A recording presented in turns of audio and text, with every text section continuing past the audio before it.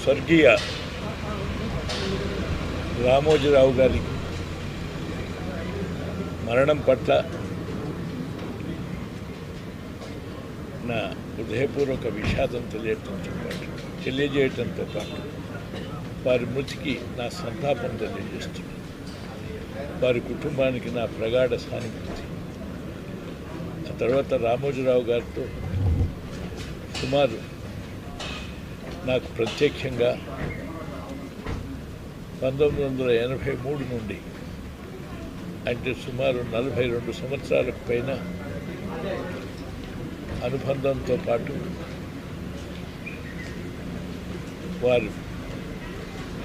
వారితో అనేక సార్లు ప్రత్యక్షంగా చర్చించేటువంటి అవకాశం వచ్చింది. వారు దేశంలో ప్రముఖ పాత్రికేయుడే కాకుండా పెద్ద వ్యాపారవేత్తనే కాకుండా అంతర్జాతీయంగా కీర్తి గడించే విధంగా ఆయన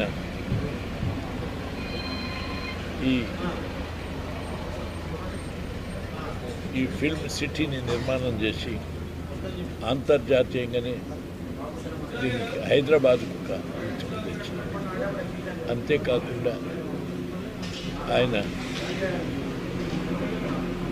సేవలు భాషకు సంస్కృతి తెలుగు యొక్క ప్రత్యేకతను గురించి చెప్పడానికి ఆయన పత్రికల్లో అనేక వ్యాసాలు లేక విషయాలతో పాటు ఆధ్యాత్మికంగా కూడా తెలుసుకోవటానికి అవసరమైన విషయాలు ఎన్నో ఇంతకంటే ముఖ్యంగా ఈ పత్రికా రంగంలో రాకముందు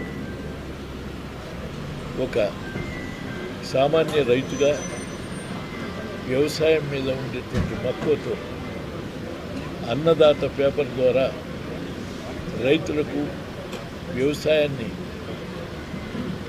సాంకేతికంగా అధునాత పద్ధతుల్లో చేయడంతో పాటు అధిక ఉత్పత్తికి ఉత్పాదకకు అవసరమైన సూచనలు సలహాలు ఇస్తూ అనేక సేవలు అందించిన మార్గదర్శి. అదేవిధంగా వివిధ సంస్థల్లో ఎక్కడనైనా ఆయన విజయవంతంగా వ్యవహరించడంతో పాటు ఈ పూర్తి కాలం ఆయన ఒక సక్సెస్ఫుల్ మ్యాన్గా ఇతర సంస్థలను నిర్వహించే వాళ్లకు మార్గదర్శకంగా ఆదర్శకంగానే కాదు ఒక నిర్వహణ దక్షకుడికి సంకేతంగా నిలిచి